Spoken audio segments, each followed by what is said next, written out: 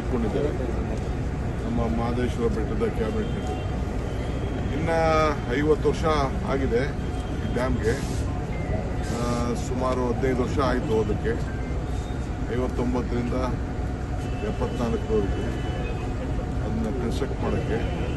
ಇನ್ನು 88 ಕೋಟಿ ರೂಪಾಯಿದು ಡ್ರಿಪ್ ಇರಿಗೇಷನ್ ಯೋಜನೆಯಲ್ಲಿ ನಾವು ಈಗಾಗಲೇ DPR ರೆಡಿ ಮಾಡಿ ಅನುಮೋದನೆ ಕಳಿಸಿದ್ದೀವಿ.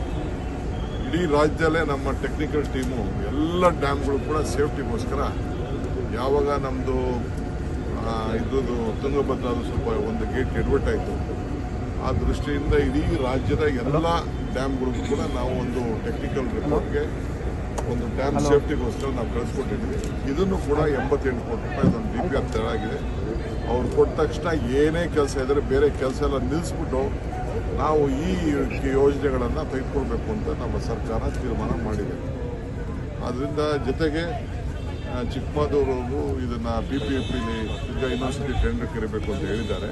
ಈ ಗಾರ್ಡನ್ ಎಲ್ಲ ಸ್ವಲ್ಪ ಉತ್ತೇಜನ ಮಾಡಲಿಕ್ಕೆ ಯಾರು ಬಂದರೆ ನಾವು ಅವಕಾಶ ಕೊಡಲಿಕ್ಕೆ ನಾವು ಸಿದ್ಧವಾಗಿದ್ದೀವಿ. ಕಬಿನಿ ಉತ್ಸವ ಮಾಡಬೇಕು ಅನ್ನುವಂಥ, ಯಾಕಂದರೆ 50 ವರ್ಷ ಆಗಿದೆ ಡ್ಯಾಮ್. ನೋಡೋಣ, ಅದು ಪ್ರಸ್ತಾವನೆ ಕೊಟ್ಟಿದ್ದಾರೆ. ಚರ್ಚೆ ಮಾಡ್ತೀನಿ ನಾನು ಡಿಸ್ಟ್ರಿಕ್ಟ್ ಮಿನಿಸ್ಟರ್ಸ್ ಹತ್ರ ಬೇರೆ ನಾನು ಚರ್ಚೆ ಮಾಡ್ತೀನಿ. ಇದು ಇದೆ, ಕಾವೇರಿ ಆರತಿ ಇದೆ, ಇವೆಲ್ಲ ಕೂಡ ಇದೆ. ಎಲ್ಲ ನಾವು ಮಾಡಬೇಕು ಅಂತ ಹೊರಟಿದ್ದೇವೆ. ಟೂರಿಸಮ್ನ ಜಾಸ್ತಿ ಅಟ್ರಾಕ್ಟ್ ಮಾಡಬೇಕು, ಎಂಪ್ಲಾಯ್ಮೆಂಟ್ ಕ್ರಿಯೇಟ್ ಮಾಡಬೇಕು. ಇದು ನಮ್ಮ ಸರ್ಕಾರದ ಒಂದು ಸಂಕಲ್ಪ ಇದೆ. ಆ ದೃಷ್ಟಿಯಲ್ಲಿ ನಾವು ಮಾಡ್ತೀವಿ. ಬಟಾನಿಕಲ್ ಗಾರ್ಡನ್ ಮಾದರಿಯಲ್ಲಿ ಮಾಡಬೇಕು ಅಂತೇಳಿ ಆಲ್ರೆಡಿ ಎಲ್ಲ ಆಗಿದೆ sir.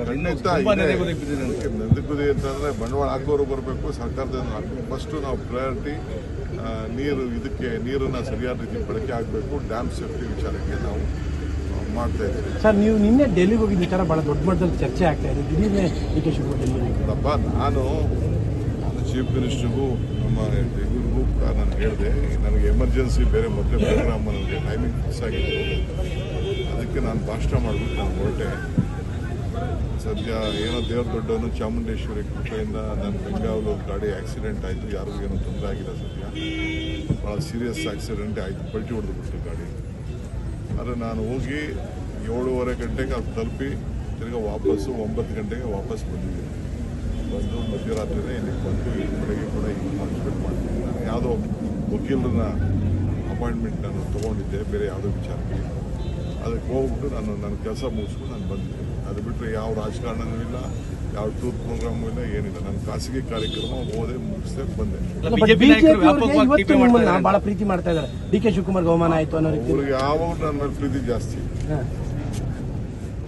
More strong, more love also. Thank you sir.